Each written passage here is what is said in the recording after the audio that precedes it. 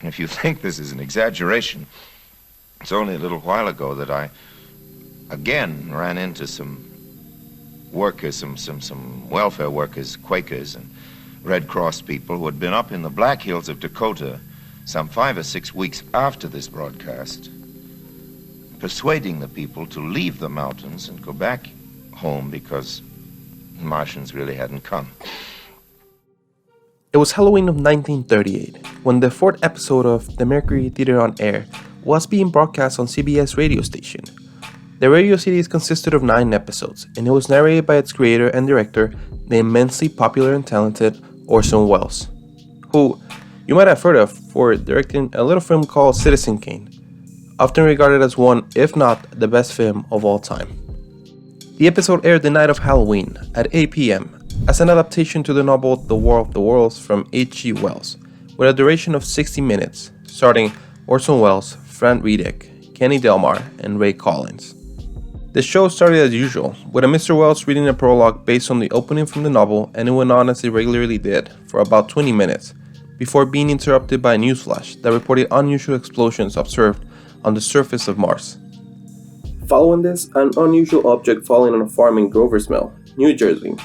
The newsflash ended and the music for the show began, only to be interrupted once again, this time by a supposed live report from a farm where the object landed. The object revealed itself to have a cylindrical shape, and the area was now surrounded by locals and police officials, all curious to see what had fallen from the skies. Suddenly, out of the cylindrical structure, aliens began to emerge and proceeded to attack the people around with what can only be described as a heat ray. As the reporter began to describe in a state of panic what was happening, the audio went dead, and there was nothing but silence. Another live report starts playing, this time coming from Manhattan, New York. A giant Martian war machine releasing poisonous gas across New York City, and the reporter desperately trying to escape the deadly gas, only for him to eventually start coughing and falling, leading to complete silence once again.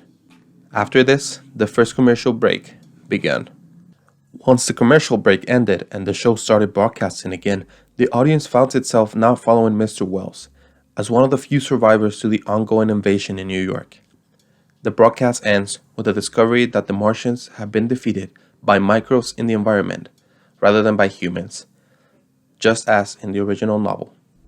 What followed this were reports of mass hysteria all across the country, millions of people panicking, thousands of families fleeing their houses, and thousands trying to flee the area of the invasion, hundreds of people calling CBS radio, police stations, and even some TV shows in order to check if the broadcast was real.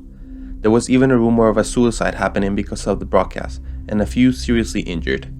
Article after article in the newspaper talking about how a radio station stirred terror across the United States.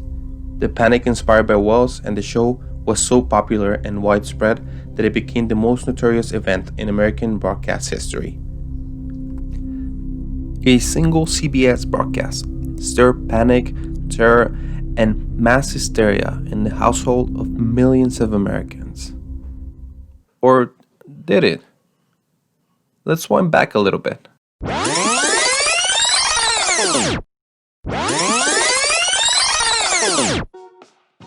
While it is true that the radio show went on to induce fear in the houses of Americans, the so-called mass hysteria was not nearly as bad as popular belief tells us. You see, it is widely accepted that the night of the broadcast, around 12 million Americans tuned in for the show, and that out of those, around 1.2 million believed that what they were listening was true. Not only this, but back in the day, American audiences had gotten used to news reports interrupting radio shows, as World War II was upon them. A little detail which apparently Wells knew how to play with very well. The truth of the matter, however, seems to be vastly different. You see, the night that the program aired, the company C.E. Hooper, a company that measured ratings for radio and television during the golden ages of radio, called 5,000 households for its national radio survey. The question asked, to what program are you listening to? Out of those 5,000 households, only 2% said either a play or just straight up say the Orson Welles show. 98% of the people surveyed were listening to something else or nothing at all. Additionally, staff at the Long Island Daily Press had an idea once the morning phone started ringing the day after. They asked the first 50 people that called whether or not they had heard the broadcast and what were their thoughts on it. Out of the 50, only 4 listened to it, and none of them were upset or frightened by what happened. There's even an account from Daily News reporter Ben Gross, recalled in 1954 in a memoir that says, "The streets of New York were empty that night." On top of that, CBS commissioned a nationwide survey the day after the broadcast and were relieved to find out that so few tuned into the show, and those who did looked at it as a prank. Multiple sources often name the show Chase and Sanborn Hour by ventriloquist Edgar Bergen as a major cause for this lack of audience. A comedic show of sorts that was immensely popular and that aired at the same time that Mr. Wells' show aired. Wells' production was part of a very low-rated Mercury Theater on Air by CBS, and it was constantly crushed by Chase and Sanborn. To put it into perspective, out of the 25 highest-rated programs during radio's golden hour, Chase and Sanborn takes the 10th place, followed by the 19th, the 20th, the 21st, and the 22nd. This show single-handedly takes 20% of the list. The Mercury Theater on Air, the show isn't even on the list. Now, to be fair, Chase and Sanborn Hour place change depending on where you look. But no matter where you end up, the Mercury Theater on Air is not in any list. One would think that the show responsible for the most notorious event in American broadcast history will at least be on one of the lists. Not a single newspaper reported a verified suicide or serious injury connected to the broadcast. Matter of fact, Princeton University surveyed 6 New York hospitals, the targeted city of the invasion, 6 weeks after the broadcast. None of them had any records of cases brought to the hospital as a result of the broadcast. Now, on the other hand, 2 weird accounts that actually went according to the popular story came from the Brooklyn Daily Edge and the New York Star Eagle in New Jersey. Not a single name is identified or quoted for said articles, and absolutely everyone who made this report remained nameless, anonymous, police staff included. Said accounts were later picked up by University of Princeton and analyzed these and around 12 other thousand news articles about said panic. Princeton University failed to produce more than half a dozen of interviews out of said 12,000 articles for a follow-up. Why? Because real names of people were not published. The whole thing was blown way out of proportion to a ridiculous level. So then, what really happened? And how did all these rumors begin? Well, as it turns out, some people did panic. And although the accurate amount is not really well documented, it is agreed upon that it was a minuscule part of the population that listened to the broadcast in the first place. However, these people were frightened in a very orderly and calm manner, and for an entirely different reason. You see, most people who did panic did not panic at all, but rather very calmly pick up the phone and call newspapers, radio stations, or the police to verify if what they were listening to was true. Not only this, but many members of the already small group got a little frightened as they mentally substituted the word Nazis for Martians, which, as you recall from earlier in this video, was very plausible and a threatened scenario, especially if you remember that World War II began only a year after this.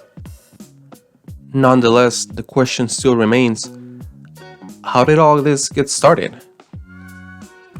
Well, the popular myth of the legendary nationwide panic can be attributed to a number of factors.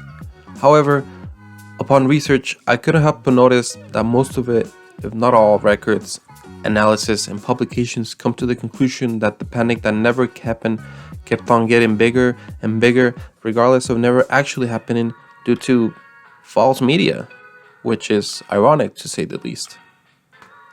You see, while all this was going on the surface of American media, there was an underground war between radio and newspaper. Radio, as stated before, was going through its golden ages, and as a result, it has siphoned off advertisement revenue from print during the Depression, badly damaging the newspaper industry.